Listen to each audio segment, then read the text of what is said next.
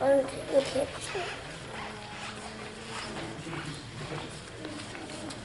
Welcome. I know I said at the beginning that I'm glad that you're here, and I say that at the beginning of every church service, and that is true. But tonight I am especially glad that you are here. Because like we were talking about with the kids, our world right now feels very much to me like a messed up Rubik's Cube.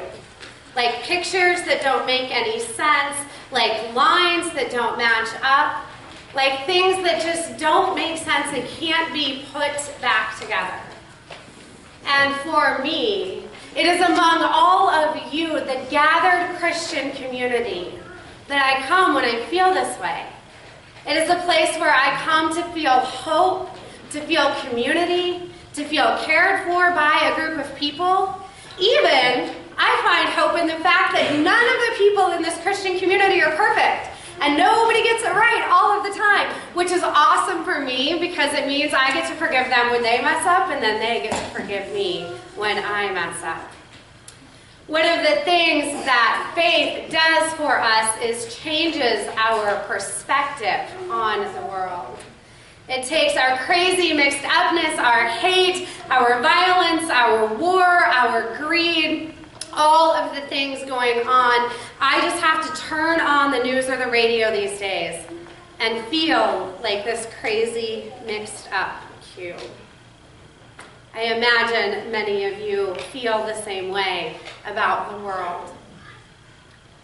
And tonight what Jesus promises when Jesus becomes a human being is that Jesus is active and present in this crazy mixed up world here and now. Jesus is promising us salvation and changes everything here and now. Let me share with you an experience that I had recently.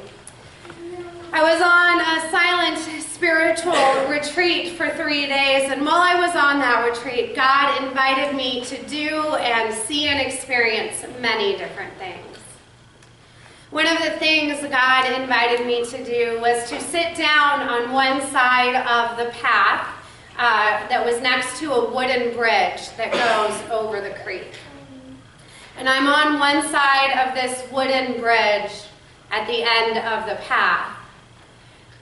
And I find God asking me if I would lay down, if I would let go of, if I would drop all of the things that were mixing me up and confusing me, and all of the things that I didn't understand about the world. And all of the pain and all of the ways I judge myself and I judge other people that keep me from fully experiencing the love of Jesus. And so I stood on this one side of the bridge and I dropped everything. And I walked across to the other side of the bridge. And on the other side of the bridge, my life wasn't magically perfect and healed, but it was better. I was lighter. I had a different perspective. I was able to see things more clearly and to see pictures put together in a way that made sense, that I could interpret. And I wonder if Jesus coming into the world isn't a little bit like that bridge, isn't a little bit like a point in human history that changes everything. In the Old Testament, there are the people of Israel, and they are God's chosen people. And just in case you don't have time to read all of the Old Testament, let me sum it up for you. God tells the Israelites to do something, to be nice to people, to not worship other gods. They mess up and do it anyway. God forgives them. God tells the Israelites to take care of the orphans and the widows and to not neglect things. And the Israelites mess up, and God forgives them. And that is basically the entire story of the Old Testament. It is a story of the Israelites constantly messing up, and God constantly forgives them. Now, it is also true, however, in the Old Testament that God's forgiveness is pretty difficult to get.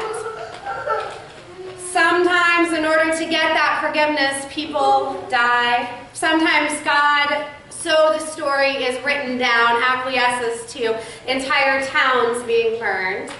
Sometimes there are prices that people have to pay before they can be forgiven by God. But you can see this story that in the end, God always forgives them. But it's really, really hard work. And then we bring Jesus into the picture.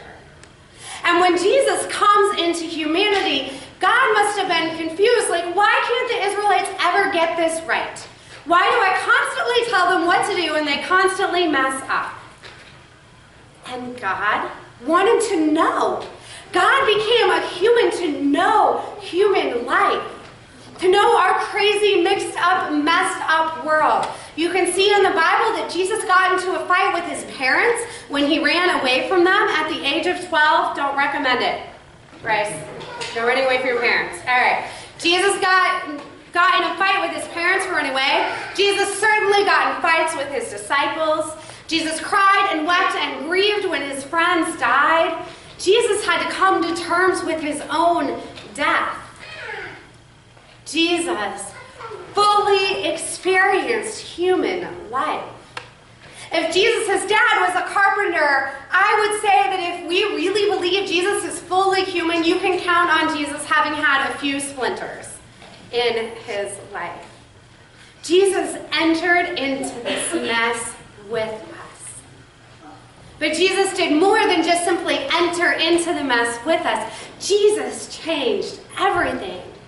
Because through his birth and his life and his death and his resurrection, what Jesus' resurrection promises us is that life is always the end of the story.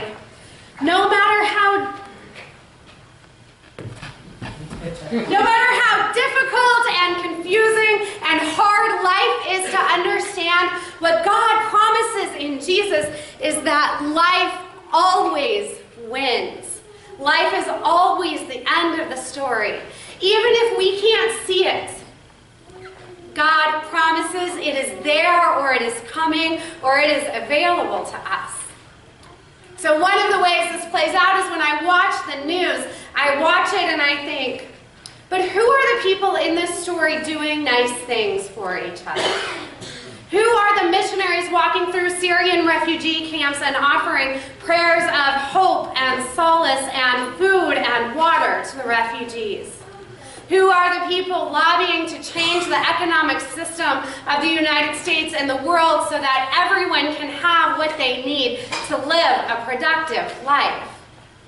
There are people in our everyday lives that are helping us turn this mess into something a little bit better, something that makes a little bit more sense, something that is giving us life and joy and hope and peace. Because the promise of Jesus is that those are always given to us and freely available to us. In Jesus' resurrection, he redeemed humanity because he entered into it and redeemed the entire world. That means each and every one of you. Whether you want Jesus to redeem you or not, and whether you believe Jesus redeemed you or not, the Bible tells us that Jesus came to redeem you. Jesus came to give you a promise that God will forgive you. God will give you new life. It is there and available for you. Now, I'm not going to pretend that being in Christian community or being a person of faith makes everything easy and magical and wonderful and happy all of the time. But what I offer to you is that when Jesus came into the world as a human being, it changed humanity. And it brought more hope and joy and love into the world. And it can change our perspectives as well. When you walked in tonight, you were each given a little card. Tonight, I want to invite you to write something on this card.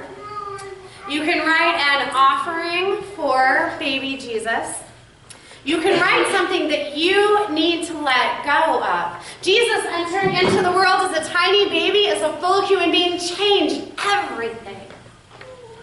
And tonight, I am inviting you to let Jesus change you. Write down the thing that is holding you back. Write down the thing that is hurting you the most. Write down the place in your life that is the most confusing and broken and torn and messed up.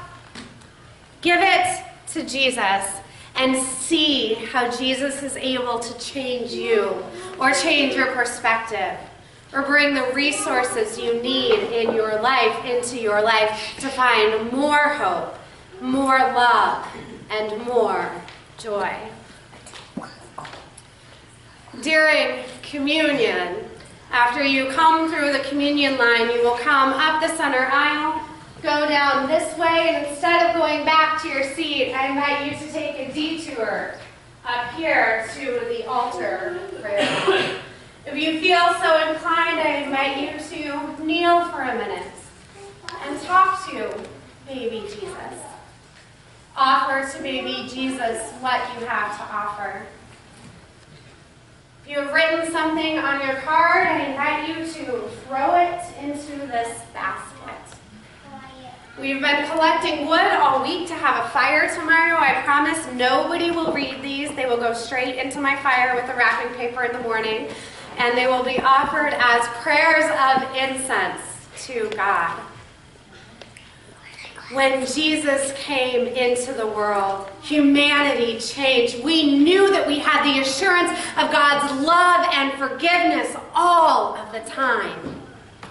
And I invite you to let that assurance and let that promise change you tonight. Because Jesus changes everything. Until real quickly. Thanks be to God. Amen.